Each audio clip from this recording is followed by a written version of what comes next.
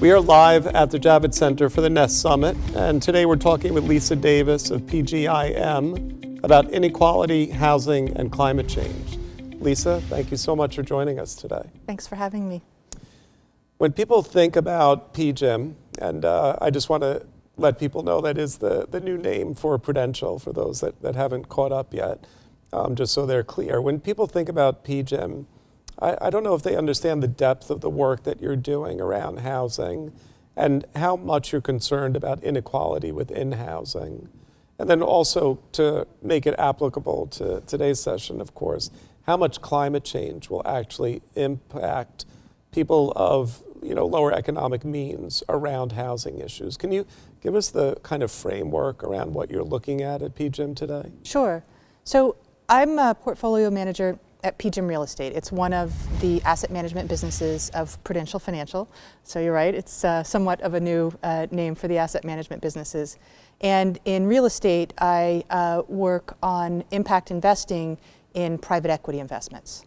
And PGIM Real Estate has been investing with a focus on ESG for many years. We were one of the first real estate organizations to have a sustainability practice, and at first it was largely focused on the E, right? So how do we make our buildings more sustainable, more energy efficient, more water efficient, less waste generation? But I would say that really in the last 4 or 5 years, we've also begun to take a very close look at the social part. That in many ways comes from the legacy of our parent company. Prudential Financial is based in Newark, New Jersey. And as you know, Newark, New Jersey has had a pretty rough time of things in the last half of the 20th century. And Prudential really stayed and focused on helping to support and revitalize and stick with that community through some pretty challenging times. And that took the form of both keeping the company headquarters there and investing economically in the city, but also focusing on revitalizing the city and investing in housing. And in fact, the balance sheet made a substantial number of investments in Newark and other places like Newark around the country to achieve both financial and impact returns.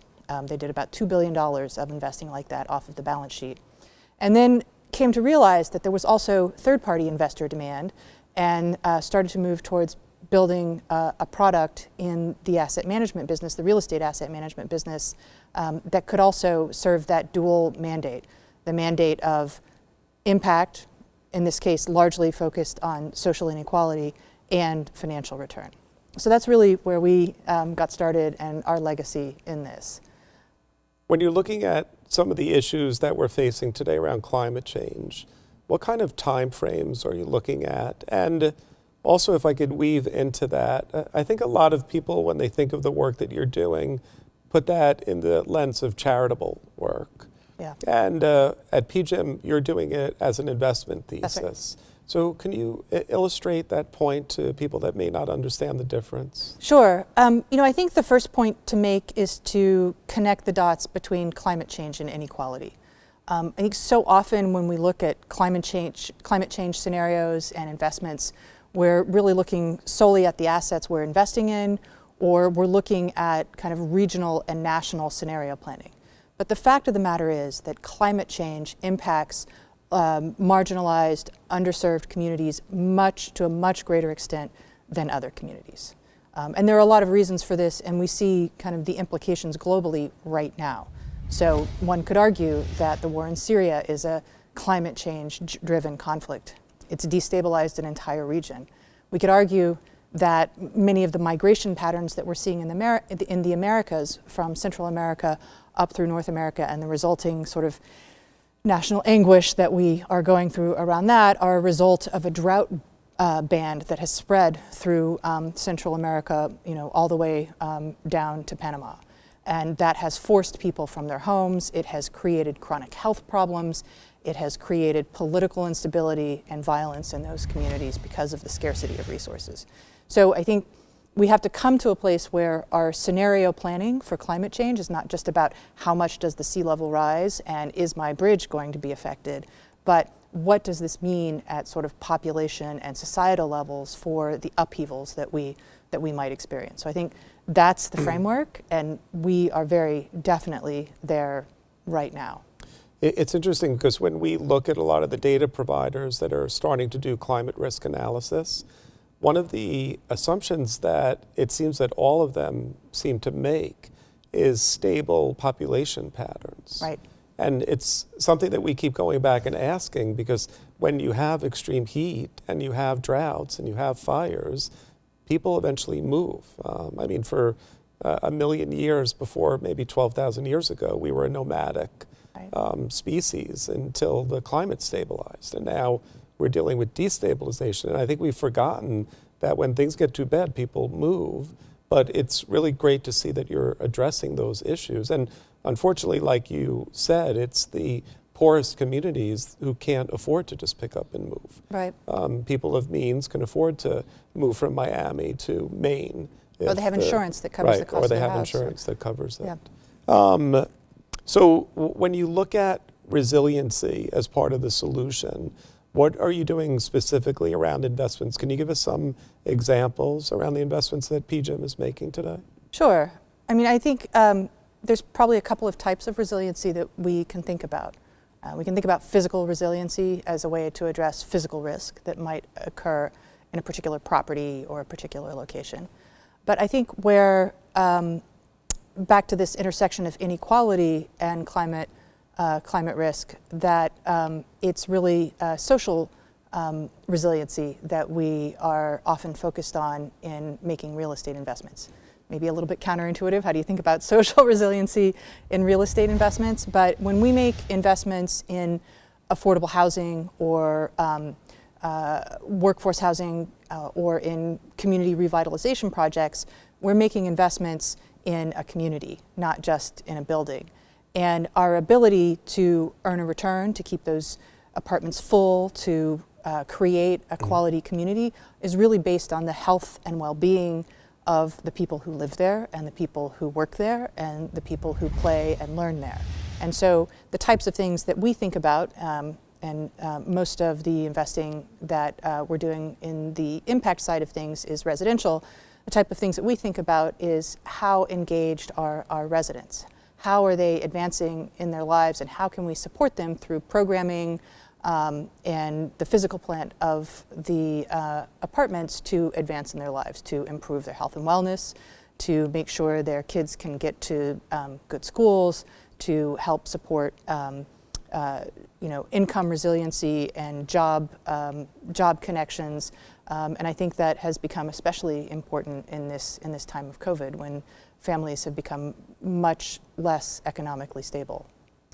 You know, it's always so fascinating to me when I talk to you, because I think what you're doing is you're doing system level thinking. And what we don't get at a lot of capital markets or asset management firms, we get a very kind of myopic view of an investment thesis for a short period of time and what are the quarterly profits. But when you're doing the kind of work that you're doing, you're investing for the very long term, and you're looking at all these ancillary factors that might weigh into a scenario that make it appropriate to make investments that might not seem, or might seem even counterintuitive initially, but ultimately are important to the long-term value of the properties that you're investing in. You know, it works short-term too. Like the work that I lead is in a closed-ended vehicle, so we do have a time horizon. And the research has shown that residents who feel a sense of community stay, and the way you make money in affordable housing is when your residents stay and pay. So there also is short-term value creation. When we're working on what we call a transformative development, which is essentially when we invest in new construction, ground up, mixed use, mixed income in an area that has experienced some disinvestment, the way that we create value is not just to create a building, but also to create a community, a high quality community where people want to live. And that value accrues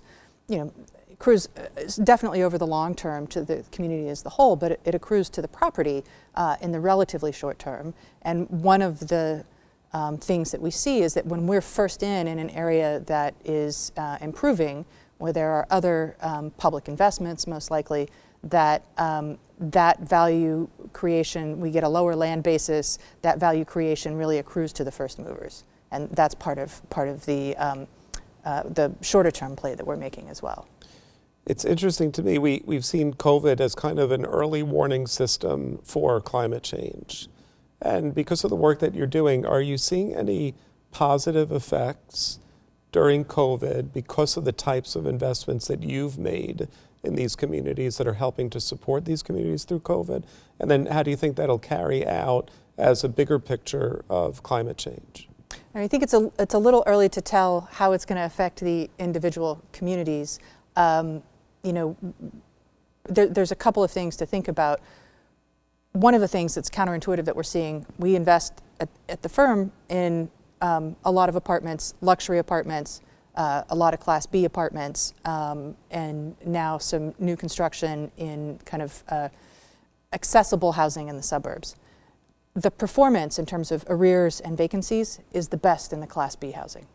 It's the Class A plus that is actually suffering from more arrears and more vacancies right now. So one of the things that I think that tells us is that when you're meeting an essential human need like housing, like affordable housing, like accessible housing in places with good access to services, to healthcare, to walkable communities, that you see that is resilient, there's that word again, right, over the market cycle. That it's, first of all, in the United States, unfortunately, the supply-demand characteristics are extremely compelling. There is not enough affordable housing. We built much more luxury housing than affordable housing in this last cycle, and the number of affordable units have declined. So there's a huge demand and a lot of people wanting to get into those apartments. But they have proven to be more resilient because they're an essential, in some ways, an essential public good, and whether people don't have a choice about needing to find a place to live. What are you seeing on the investor demand side, especially post-COVID, post-George Floyd, pre the maybe worse effects of climate change, although certainly seeing a lot of effects of climate change? Are the investor conversations starting to shift a little bit? Yes, I really think so. I think people have woken up to the idea that one of the great systemic risks to our financial system is not just climate change, it's inequality. COVID is so bad in the United States, I believe, because of our unequal conditions. So I think investors are starting to connect the dots, and then you add to that the fact that COVID has had an extreme disparate negative impact in communities of color. And the reasons for that are about health, but they're also largely about how our communities are built, right, and where people live. It's not because people that live there are somehow different or behaving differently. It's because they live in overcrowded conditions. They don't have access to healthy, fresh foods or safe, walkable communities, so there's a lot of chronic health conditions. They are served by public hospitals that are understaffed and underfunded and can't provide adequate care for people that live in those communities. So when those communities are impacted by COVID, as long as those communities are impacted by COVID, we are all impacted by COVID.